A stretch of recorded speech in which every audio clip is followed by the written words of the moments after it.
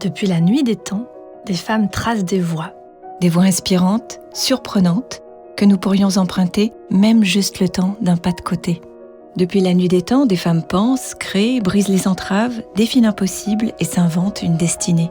Elles sont notre précieux héritage, mais nous les connaissons si peu. Dans ce podcast, nous vous proposons de marcher dans leurs pas. Ensemble, on va conjuguer l'histoire au féminin pour s'enrichir et pour déployer nos ailes. Dans chaque épisode, notre invitée nous parle de 2 femmes qui ont transformé sa vie. Nous sommes Alexandra et Caroline. Bienvenue dans Donne-moi des ailes. Aujourd'hui, nous recevons Rebecca Manzoni. Donne-moi des ailes. E-2-L-E-S. Bonjour Rebecca Manzoni. Bonjour. Bienvenue dans Donne-moi des ailes. Nous sommes ravis de vous rencontrer à Paris aujourd'hui et carrément impressionnés d'enregistrer cet épisode à la maison de la radio. Alors autant vous le dire, lorsqu'on a annoncé à l'équipe que vous aviez dit oui pour être notre invité, il y a eu des « oh là là, ah non mais c'est pas possible », des « merci, merci, merci ». Wow. Eh ben. Vous avez un vrai fan club ici parce qu'on vous écoute avec bonheur depuis très très longtemps. Merci. Rebecca Manzoni, vous êtes journaliste, chroniqueuse musicale et productrice d'émissions culturelles de radio et de télé. Vous êtes maman de 2 enfants. Ouais.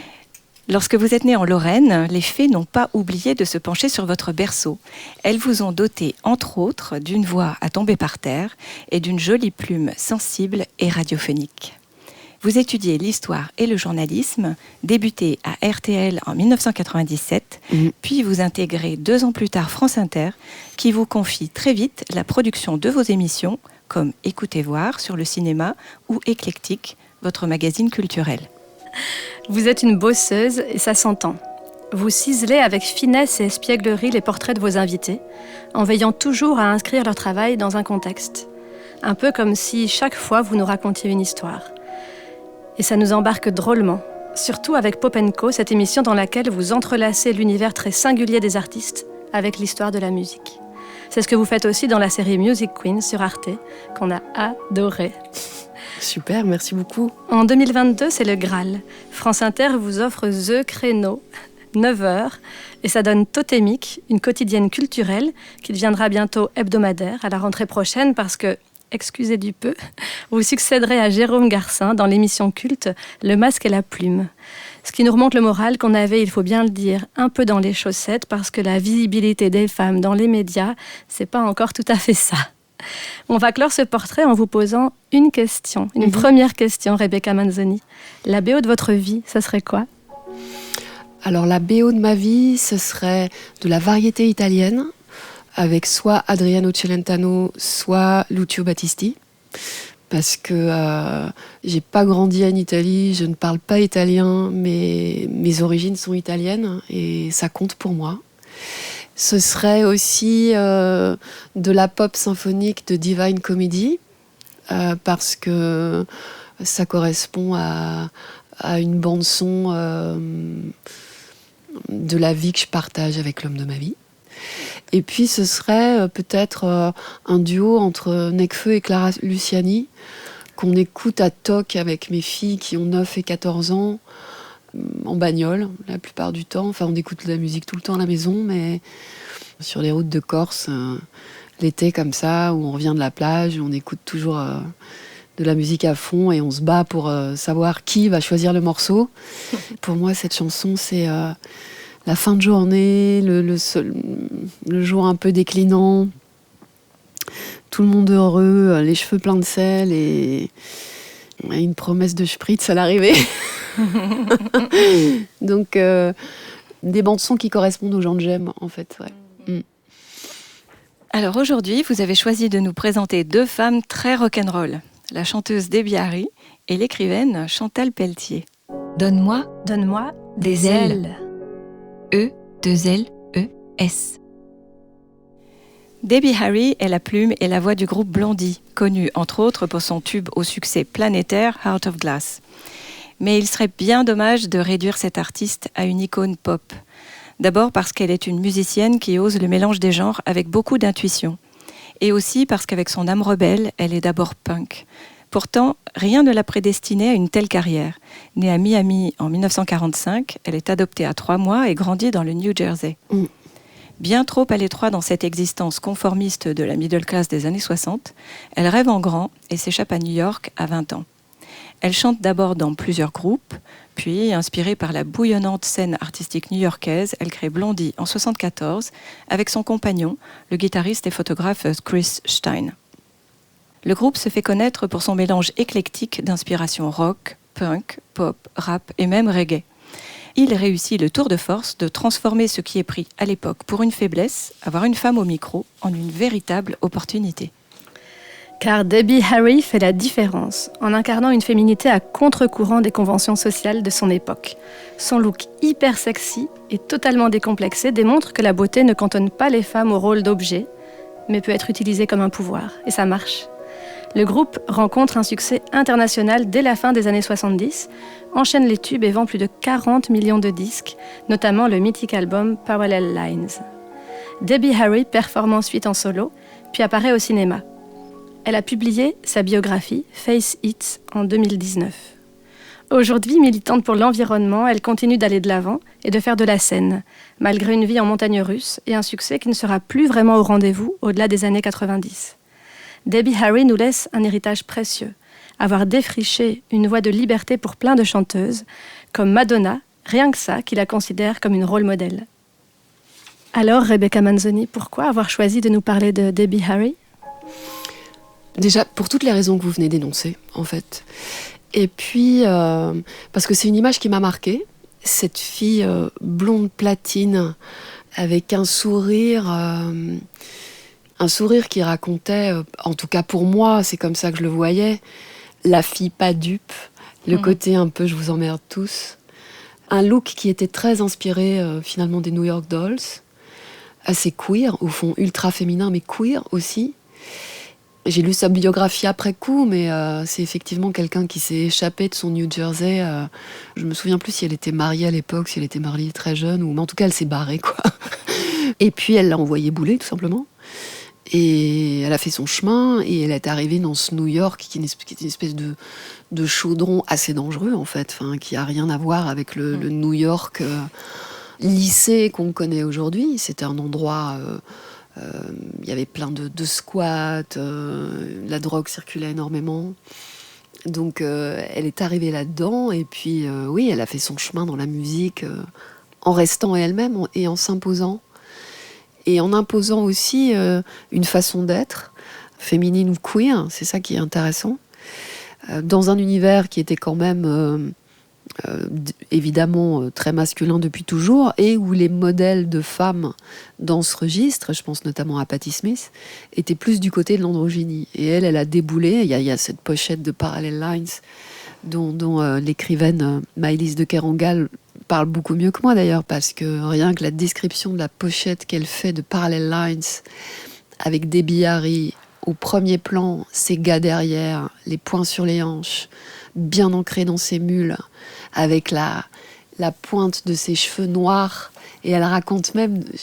Alors, pour moi, c'est Maëlys de Kerangal qui parle, mais c'est l'une des héroïnes, que la mère d'une des héroïnes trouvait que ça faisait mauvais genre. Et moi, mauvais genre, c'est vraiment une expression que j'ai entendue, une de la part de ma mère, une expression que je détestais. Mais voilà, qu'elle s'impose de cette façon-là. Je viens du punk, je fais aussi du rock, de la pop, je mélange tout. Et je vous emmerde, quoi. Ça me plaisait énormément. Et c'est drôle, parce que hier, je scrollais sur Insta, comme ça, un peu tardivement, comme beaucoup de monde. Et je suis tombée sur une vidéo d'elle au festival de Glastonbury, comme ça. Je sais pas quel âge elle a aujourd'hui, Debbie Harry. Je pense qu'elle doit avoir 70 ans, un truc comme ça. Et elle déboule sur scène avec ses cheveux blancs, sa mini-jupe en strass, son t-shirt CBGB, donc club punk mythique de New York, je veux dire là où le punk est né, quoi. Et elle s'est mise à chanter et je me suis dit waouh. J'ai trouvé ça vachement bien que à 70 piges, elle revienne comme ça avec sa crinière blanche après avoir été blonde, sa mini-jupe et qu'elle balance son titre, quoi. Et c'est des femmes comme ça qui donnent l'impression que tout est possible, déjà. Et elles ont l'audace de vivre ce genre de vie pour plusieurs. Je leur suis très très reconnaissante de ça, quoi.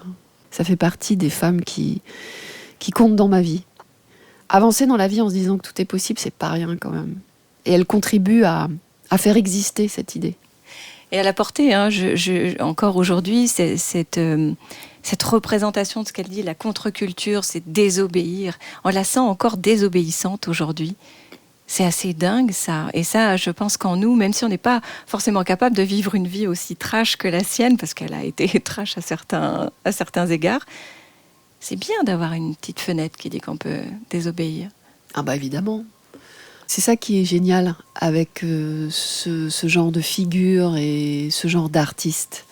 C'est-à-dire que la façon même qu'elles ont ou qu'ils ont, ou qu'elles ont, de se comporter, leur attitude, leurs chansons, ça peut raconter la désobéissance.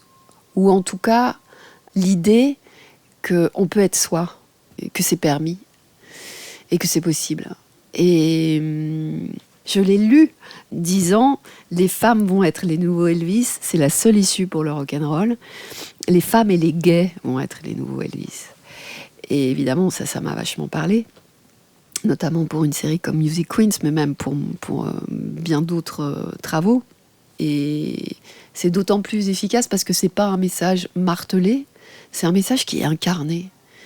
C'est de l'ordre du ressenti. Donc ça a encore plus d'impact, quoi.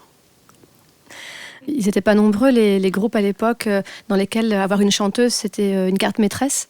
Qu'est-ce qui a pu se passer de magique avec Blondie pour que elle, finalement, l'égérie, la voix, ça marche en fait, le succès vienne?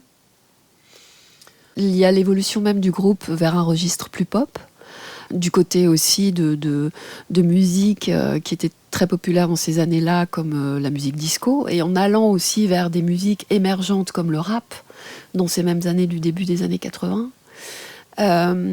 Après, les femmes pouvaient être, ou les jeunes filles plutôt souvent, pouvaient être une carte maîtresse dans un groupe, mais d'une façon différente. C'est-à-dire en étant vraiment façonnées la plupart du temps par des hommes beaucoup plus âgés. C'est le principe de la poupée de cire, poupée de son, comme dirait l'autre. Mais cette figure-là d'une fille qui est autrice et co-compositrice des paroles, qui dit un jour je t'aurai parce que je te désire, qui dit oh là là, lui il est lourd, je l'ai largué, ça me gonfle. Une fille qui ne soit pas que dans la supplique, même si elle a une voix très très aiguë, par exemple. C'est ça qui était assez inédit. Après, elle est arrivée aussi à un moment dans ce New York bouillonnant où tout avait l'air possible. Par moments, il y a des circonstances qui s'alignent autour de quelqu'un.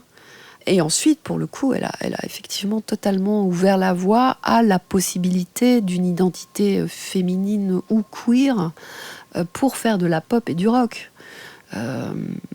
Ce dont c'est très très très largement, que Madonna a énormément pompé. Après, Madonna, elle a puisé dans tellement d'icônes américaines, comme d'ailleurs d'une certaine façon Lana Del Rey le fait dans un autre registre aujourd'hui. Mais elle a vraiment ouvert la voie à beaucoup, ouais. Et elle a dit aussi une chose qui nous a beaucoup frappé lors d'une interview. Elle a dit au début, ce qu'on faisait, c'était antisocial, donc il n'y avait pas beaucoup de dollars. Et du coup, ça nous a donné une grande liberté. Mmh. Et est-ce que c'est un sujet, ça, le fait que l'argent et tout l'argent qui tourne autour des productions des artistes les empêche peut-être d'être suffisamment libres, d'être eux-mêmes? Et est-ce que c'est ça sa clé à elle, d'être restée elle-même malgré tout? Concernant l'argent, ce que je constate aujourd'hui, c'est que on est de plus en plus décomplexé quant au fait de parler de l'impact économique de la culture, par exemple, où on justifie l'existence de certaines manifestations ou de certaines productions par leur impact économique. Je pense notamment au festival. Et très bien, ok. Sauf que l'impact économique d'une manifestation ou d'un artiste fait totalement perdre de vue l'essentiel. C'est la création d'une part et d'un impact qui n'est pas quantifiable et qu'on ne peut pas estimer en termes, en espèces sonnantes et trébuchantes. C'est de à quel point une chanson, un artiste peut changer la vie de quelqu'un. Ça, on peut pas dire combien ça coûte, quoi. On vit dans une époque où on perd ça de vue, mais j'y crois profondément à ce côté non monnayable, et je suis persuadée que c'est l'avenir aussi, même si ça peut sembler utopique. J'y crois beaucoup. Et du coup, quelle est la chanson de Blondie qui vous a accroché aux tripes ? Moi, je pense que c'est vraiment Heart of Glass. En plus, c'est vraiment une grande chanteuse, quoi. J'en ai découvert le sens que bien des années plus tard, hein, mais elle chante hyper aiguë, de façon extrêmement assurée et nuancée. En plus, il y a, dans l'image qu'elle renvoie, comme dans son chant, je trouve, une espèce de désinvolture, comme ça, qui me plaît vachement. La désinvolture, elle vous toise un peu, quand même. C'est vachement plus sexy, quoi. Et en même temps, c'est hyper en place, c'est juste, c'est très aigu et c'est fort. Ça, c'est ce qui me touche, ouais. Alors moi, j'ai une question pour vous qui êtes une raconteuse d'histoire de la culture. Est-ce que vous vous reliez parfois aussi au son, en faisant abstraction de toutes ces histoires, de ce contexte que vous racontez si bien ? Ah oui, moi j'ai un rapport à la musique qui est totalement immédiat, c'est-à-dire qui est forcément, de par mon métier, réflexif. Mais en même temps, c'est sur cette immédiateté que je joue. Quand je décidais de raconter l'histoire d'un tube ou quand je décidais de faire du documentaire dans le cadre de Pop & Co sur des formats d'1 heure comme ça, de 4 minutes à 1 heure, je joue sur ce côté, vous entendez les premières secondes d'une chanson, tout de suite ça vous accroche, tout de suite ça vous ramène à quelque chose, ou pas d'ailleurs, mais tout de suite ça vous séduit, ça provoque une émotion. Cet effet immédiat, je crois qu'il n'y a que la musique qui fait ça en fait. Je trouve que la musique est l'un des arts les plus populaires, qui touche de façon immédiate, qu'on entend sans que ça coûte très cher, parfois malheureusement, parce qu'il faut que les artistes vivent, mais par les temps qui courent, j'ai le sentiment que ça peut être quelque chose qui rassemble, quoi, qui lie les gens les uns aux autres, et ça, c'est pas rien. Et si vous aviez l'opportunité de la rencontrer aujourd'hui, vous lui diriez quoi ? Il faudrait que ce soit dans le cadre d'une interview, parce que sinon je serais vraiment une quiche. Donc il faudrait vraiment que j'ai un micro en main, en fait. J'aurais 15 000 questions à lui poser. Je fantasmerais qu'une forme de complicité se crée, au moins pendant le temps de l'interview, quoi. Et en même temps, je pense que la façon dont quelqu'un reçoit un compliment, ça le raconte vachement. Donc je verrai si ça la touche ou pas. Si ça la touche pas du tout, non pas parce que ce serait moi, mais je serais un peu déçue, parce que les gens qui sont blasés de ça craint quand même. J'adorerais, oui, lui poser des tas de questions sur la vie qu'elle a menée et qu'elle continue de mener d'ailleurs. C'est aussi une femme qui a tout arrêté pour s'occuper de l'homme qu'elle aime, mine de rien, qui était très malade et qui remonte sur scène et qui refait des concerts. Et je trouve ça génial.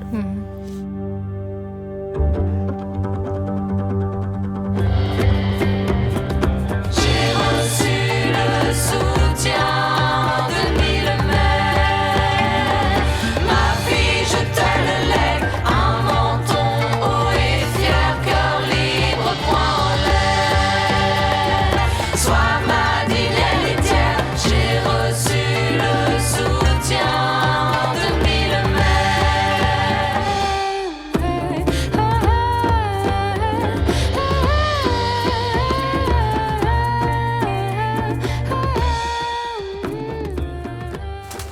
Comédienne, romancière, scénariste, metteuse en scène et éditrice, Chantal Pelletier entame sa vie en 1949 dans une existence qui l'ennuie. Fille unique de parents paysans nouveau venus à la ville après la guerre, elle s'invente des existences et rêve beaucoup pour s'évader. Cela deviendra le fil rouge d'une vie bien remplie. Dans ce milieu populaire, l'école lui apprend à lire bien sûr, mais surtout à aimer lire. Quand elle quitte Lyon, sa ville natale, pour étudier la psychologie à Bruxelles, C'est la première échappée d'une longue série pour cette femme mappemonde, qui confesse qu'elle n'aurait sans doute jamais écrit si elle n'avait pas tant voyagé. L'Octobre, son premier roman, est publié en 1976. La même année, elle crée à Paris, avec les sœurs Martine et Elia Boéry, un trio féministe et humoriste de café-théâtre, les Trois Jeannes, qui connaît le succès pendant près d'une décennie dans toute la France, ainsi qu'à l'étranger. À la fin des années 90, elle écrit son premier polar sur commande et se met à aimer ça, parce que, dit-elle, c'est un genre qui lui permet de mettre toute son énergie sur papier. Elle crée le personnage de l'inspecteur Maurice Less, un flic daltonien, dépressif, solitaire et infirme du cœur, et raconte ses aventures dans une trilogie dont Le Chant du Bouc, qui reçoit le Grand Prix du roman noir de Cognac en 2001. Elle se prête au jeu et publie d'autres romans policiers comme Tiré sur le caviste en 2007, qui est adapté au cinéma par Emmanuel Berco. Mais celle qui se rêvait chanteuse de rock refuse de se laisser enfermer dans un genre. Elle parcourt tous les univers avec brio. Amoureuse des mots, passionnée de cuisine et de voyage, elle se régale en dirigeant au début des années 2000 la collection gourmande Exquis d'écrivains et en organisant pendant 4 ans avec Olivier Rollinger le chapiteau Toutes les saveurs du monde dans le cadre du Salon du livre Étonnant Voyageur. Son univers compte à ce jour plus de 20 romans, de nombreuses nouvelles, des essais, des pièces de théâtre et une vingtaine de scénarios. Son dernier roman, L'Ourson, est sorti en février 2023. Alors, Rebecca Manzoni, pourquoi nous parler de Chantal Pelletier aujourd'hui ? Parce que je l'aime.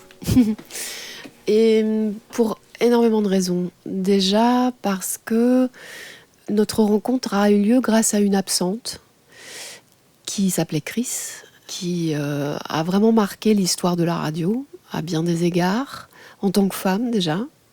C'est vraiment quelqu'un qui compte dans l'histoire de la radio parce que la radio a une histoire. Et la voix de Chris, à une époque où ce qui n'était valorisé, c'était que les voix graves, son espièglerie, son brio, son inventivité, le fait qu'elle ait pratiqué la radio vraiment comme un art, c'est quelqu'un qui compte beaucoup pour moi. Et il s'avère que Chantal Pelletier a publié chez un petit éditeur qui s'appelle les Éditions des Busclas un livre qui s'intitule À cœur et à Chris. Et dans ce livre, elle part des obsèques de Chris et elle remonte le temps de leur amitié parce qu'elles étaient, je pourrais dire, comme sœurs. C'est par ce texte que je suis entrée dans la littérature de Chantal. Ce texte m'a bouleversée parce que je l'ai trouvé très poétique, parce que je trouvais très belle cette idée de remonter le temps, parce que je trouvais que ce qu'elle disait de leur amitié... En plus, le livre a paru à un moment où le mot de sororité n'était pas... on l'utilisait peu. Et cette femme a vécu des sororités, avec Martine Boéry par exemple aussi, dès les années 70, avec les Trois Jeannes évidemment. Et ça m'a énormément touchée. Et donc j'ai fait le portrait de Chantal Pelletier à l'occasion de ce livre qu'elle a publié sur son ami Chris. Et c'est l'une des rares invitées, ça m'est arrivé 2 fois dans ma vie, dont je suis devenue très très proche. Parce que je considère que quand on est trop ami avec quelqu'un, on l'interviewe mal. Et donc je pourrais plus interviewer Chantal, à mon grand regret. Mais les circonstances déjà donc, de notre rencontre comptent beaucoup. Elle m'a recontactée après la diffusion de cette interview.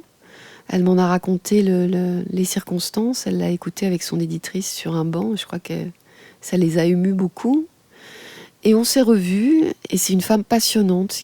C'est quelqu'un qui est capable d'aller au bout du monde pour voir une éclipse de lune, quoi. Je trouve ça génial.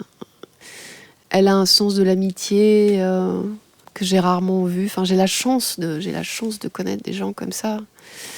Son écriture me touche beaucoup parce que je trouve qu'elle a un côté à la fois poétique et sans après, assez gouailleur. Et puis ça me parle parce que y a notamment des livres qu'elle a écrits sur des cinéastes comme Jean-Luc Godard, et là L'Ourson c'est Orson Welles, où il y a cette idée que le cinéma nous raconte qu'il aide à vivre. Alors c'est énoncé très simplement, mais c'est beaucoup mieux développé au fil des pages qu'elle écrit. Et ça me parle énormément. Je me sens honorée de la connaître, en fait, Chantal Pelletier. Elle dit que la nourriture est un enjeu politique. Elle est née juste après la guerre, la privation n'était pas loin. Et un des aspects importants qu'elle pointe dans la cuisine, c'est son métissage obligé des aliments, mais aussi des cultures. Ouais. Mais bien sûr que la cuisine, c'est politique. Toutes les injonctions autour de l'assiette aujourd'hui, le fait qu'on mange de la viande ou pas, le fait qu'on boive de l'alcool ou non, bien sûr, tout ça, c'est politique. Et elle en a fait d'ailleurs 2 romans absolument géniaux. Une dystopie notamment. Oui, Nos derniers festins et Sens interdits sont 2 livres où elle raconte bien l'enjeu politique de la cuisine, tous les interdits qui l'entourent, à quel point le goût peut être lissé, l'enjeu de manger de la viande ou non, toutes les injonctions aussi autour de l'alcool. Enfin, elle raconte ça super bien. Et les 2 personnages féminins qu'elle met en scène dedans, notamment il y a une cuisinière et une enquêtrice, on les aime tout de suite, quoi. Enfin, moi, j'adore ce genre de personnage, à la fois plein de caractère, qui se résigne pas, qui a vachement d'humour, et en même temps qui se laisse pas faire. Enfin, c'est des personnages hyper emballants, quoi. Et quand je la lis, je l'aime encore plus, en fait. Et elle disait qu'elle écrit pour poser des questions, parce qu'elle n'a pas toutes les réponses. Et vous sentez ça, vous, à la lecture ? Est-ce que c'est ça aussi qui vous emballe ? Oui, parce que c'est pas du tout quelqu'un de donneur de leçons. Je trouve que c'est une très très belle façon de définir le geste d'écrire un livre. Je pense que quand on écrit, on se met à la place de les enjeux qu'elle aborde, l'amitié, le plaisir, le temps qui passe, l'âge, le vieillissement. C'est impossible d'avoir des réponses. Mais l'attitude qu'elle donne à ces personnages, et notamment féminins, donne des pistes, je trouve. Non seulement elle donne des pistes, mais en tant que lectrice ou lecteur, on a envie de les suivre dans leur façon de prendre la vie à pleine main comme ça, jouir aussi du temps qui passe, même si c'est difficile et que ça remplit de mélancolie, de pouvoir mieux comprendre ce qu'on vit, ce qu'on ressent en voyant un film, en lisant un livre. Ça me parle, quoi. J'ai envie que ça continue. Alors on l'a entendu dire qu'un de ses rêves de gosse, c'était d'être chanteuse de rock. C'était quoi, à vous, la petite Rebecca Manzoni, elle rêvait de faire quoi ? Moi, je rêvais de faire de la radio, en fait. Donc, j'ai une chance de dingue, quand même. Je rêvais de ça, de mettre un pied dans la radio que j'écoutais. J'ai fini par assumer d'avoir envie d'y parler. Rétrospectivement, je sais que ce dont je rêvais plus précisément, c'était d'écrire pour la radio, enfin, d'écrire avec des sons, parce qu'en tant qu'auditrice, c'est ce à quoi j'étais sensible. C'est ça qui me touchait, en fait, quand j'y pense. Et ce à quoi j'ai été sensible dans la radio, c'est aussi à une écriture radiophonique. Et on a une écriture radiophonique même quand on improvise, en fait. Cette écrivaine, Chantal Pelletier, qu'on a découverte grâce à vous, elle fait partie de cette génération de femmes qui étaient pionnières dans plein de domaines. Ouais. Voyager au bout du monde, choisir finalement avec liberté sa vie amoureuse, le droit de gagner aussi de l'argent, de se séparer, de divorcer. Qu'est-ce qu'elles nous ont appris, ces pionnières, finalement ? Qu'est-ce qui est encore présent de leur héritage aujourd'hui ? De choisir. Elles nous ont appris à choisir. Elles nous ont dit que choisir était possible, quoi. Choisir d'avoir des enfants ou pas. Choisir un homme ou plusieurs. Choisir son métier. Choisir si on en avait envie de mener sa vie le nez au vent autant que possible, même si aujourd'hui c'est beaucoup plus compliqué que dans les années 60 ou 70. Mais c'est ça. Et Chantal elle-même explique qu'en fait, elle est fille unique, ce qui est mon cas aussi. Et elle a eu une vie amoureuse, enfin là je parle un peu à sa place, mais morcelée, et que c'est finalement l'amitié féminine qui a permis d'écrire une continuité. Et ça l'a beaucoup porté. C'est quelqu'un qui a le sens de l'amitié avec les hommes ou les femmes d'ailleurs, mais c'est très très précieux ces gens-là quand même. C'est l'avenir. C'est ça l'avenir. C'est-à-dire je ne sais même pas quel âge elle a, Chantal. Je pense qu'elle a plus de 70 ans, c'est même sûr. Mais c'est l'avenir, ça. Le lien entre les gens, la curiosité, l'envie de découverte, d'aller vers les autres. Il y a quand même que comme ça qu'on va s'en sortir, quoi. Et elle est porteuse de tout ça, je trouve. Oui, c'est clair. Et pour guider nos auditrices et nos auditeurs, vous recommanderiez quel livre à lire d'elle en premier ? Il y a... Et elle croyait en Jean-Luc Godard, parce que c'est vraiment le récit d'une vie, même un récit assez autobiographique, à travers la filmographie de Jean-Luc Godard. Et même si on n'a pas vu les films de Godard, c'est hyper éclairant, ça donne envie de les voir tous, donc déjà des livres qui donnent envie d'autres choses, et d'autres livres et de films, c'est quand même vachement précieux. Et puis c'est plein précisément d'amitié féminine, de liberté, de gouaille, d'ivresse, de chansons. Il y a un moment, on entend Marcia Baila dans un des chapitres. Enfin, donc voilà, il y a ce livre-là. Et elle croyait en Jean-Luc Godard, qui est apparu chez Joël Losfeld. Il y a évidemment L'Ourson. Hein, c'est vraiment... de toute façon, beaucoup de ses livres sont quand même liés au cinéma. Il y a 3 femmes chinoises. Il y a les 2 derniers polars qui ont paru en série noire, donc Nos derniers festins et Sens interdit. Il y a évidemment À cœur et à Chris aux éditions des Busclas. Et elle a écrit chez ce même éditeur un livre passionnant dédié à Simone Signoret, à sa vie et à sa filmographie. Et ce que cette femme représente dans l'histoire des femmes en général, dans l'histoire du cinéma, ça fait plein de débuts possibles. Oui. Merci beaucoup. Si on devait résumer en une dernière question ce qu'elle vous a transmis ou ce qu'elle vous transmet de plus précieux. Son appétit de vie. Donc, pour tout. Pour manger, pour rencontrer des gens, pour découvrir des choses. Je pense que c'est quelqu'un qui a très vite décidé, très jeune, que ce qui allait compter dans sa vie, c'est les rencontres. Et elle transmet ça. Et la vie de liberté et de création qu'elle a menée n'était pas du tout... c'était pas dans les cartes, comme on dit, quoi. Et ça me parle.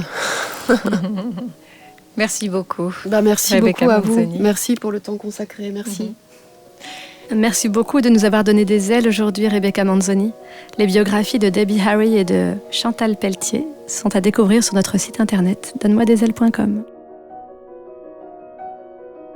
Cet épisode a été conçu avec beaucoup d'amour par Caroline Le Cire et Alexandra Huguetto. Pour le son et la réalisation, c'est Charlie Azinco qui a fait des merveilles. Aidez-nous à faire rayonner les femmes en partageant cet épisode et en lui donnant plein d'étoiles. Quant à vous, quelle inspiratrice vous a donné des ailes ? Partagez votre expérience sur les comptes Facebook ou Instagram du podcast. Nous avons hâte de la découvrir. Et surtout, n'oubliez pas que vous êtes vous aussi une source d'inspiration. Le monde a plus que jamais besoin de votre lumière.